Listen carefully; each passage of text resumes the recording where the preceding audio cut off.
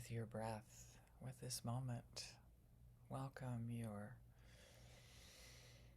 yourself to this moment.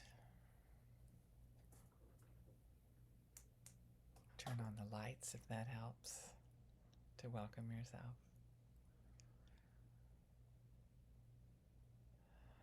All of the little hurts and the little ouches are what I want you to welcome in. That email that was like, oh, that's not what I was hoping.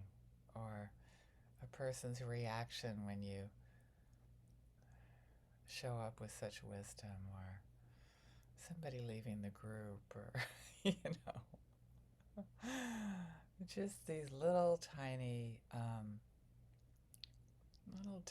ouches.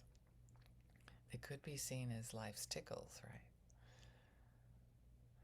It could be seen as just like, yeah, this is a tender spot, and it can hurt or you can laugh.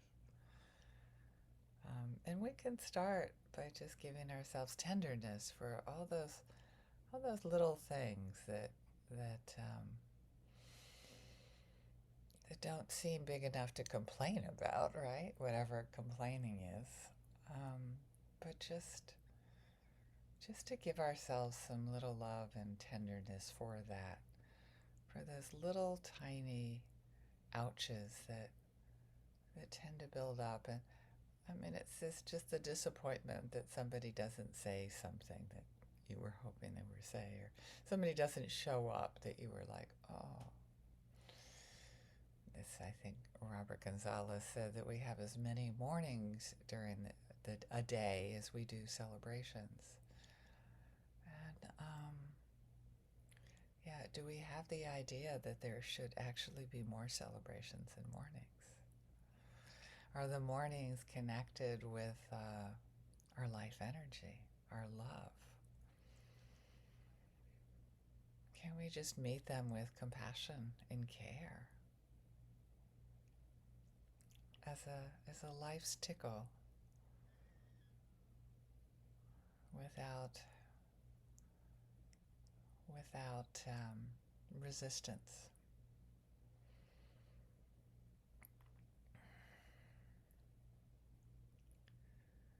Just breathing those in, giving ourselves some compassion, some love and tenderness, some understanding, just to be able to listen to. Sometimes there seems to be a lot of them, and I imagine it's probably our perspective. Sometimes we just notice them more. We just kind of breathe in how it feels in our body. And breathe out, letting go of any tension in our body that doesn't serve us. You might have the question, when does tension ever serve us? Well, our muscles actually tense up to work, so, I'm not suggesting that we should never be in a state of I don't know, something other than torpor. What I am hoping to do is just to give ourselves a break for life's little bumps, to hold ourselves with tenderness. And if we're with somebody that can listen, and all the better. And to listen to ourselves. To listen to, I'm not sure what to do with that. Just to let it be there. Let go of any interpretations that this shouldn't be happening. Or at least notice that we have that in us. That we might have a belief that we should be happy all the time. And how annoying that would be in my perception. I do want people to be real, and I want myself to be real. I want myself to be able to show up with all my bumps.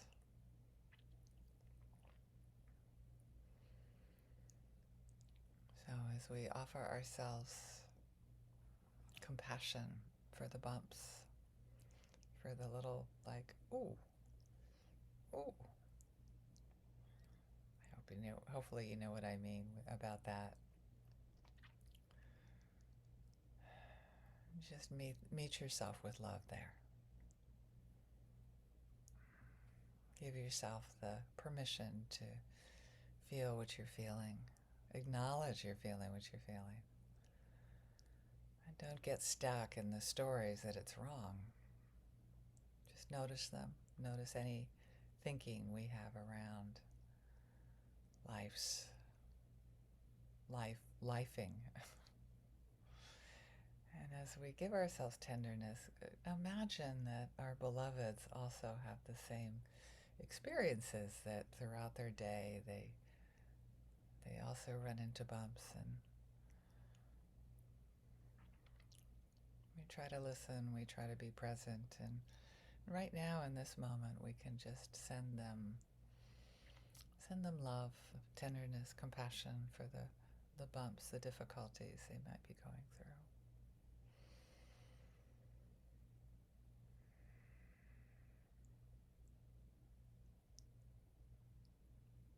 With the aspiration that to listen as well,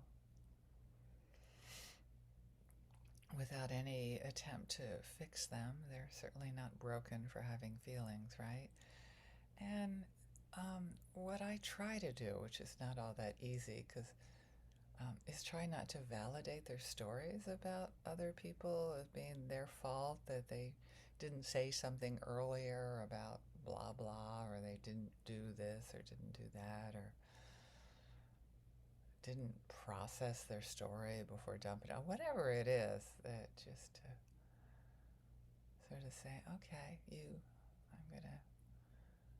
I'm gonna love you and give you compassion for your feelings and what's important to you, without validating the stories about how everything's wrong.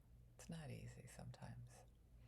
And it's not easy for our beloveds, because sometimes they really want you to validate that the other person is bad and they are good. So, can you validate their feelings about that? Not easy all the time.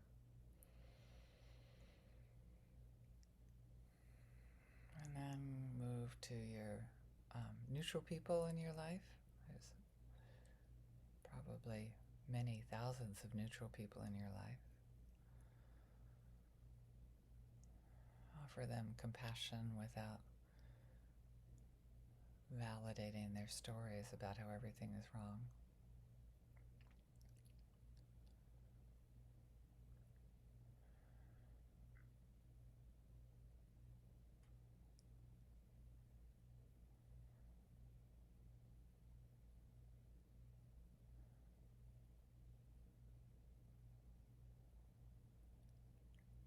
Then moving out from the neutral people, knowing they're human and they go through just the same things as we do. Our neutral people, wanting to listen to them, because God knows it comes up sometimes, right? When people are walking the dogs, all of a sudden, wow, an opportunity to listen to with compassion. And then you can bring it to your, if you have any difficult, do you have any difficult people left in your life? Somehow they manage to go away. Is that a gift? Can we welcome them back to work on our stuff? And then we can expand this out to all beings. Can I listen to all beings with love and compassion? Can I listen to their stories without validating them, with only reflecting their feelings and needs? It's not easy, without any expectation of them doing it back.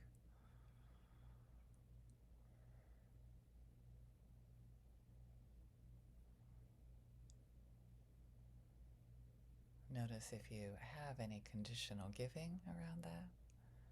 I'm going to listen, and then I'm going to expect them to listen to me too.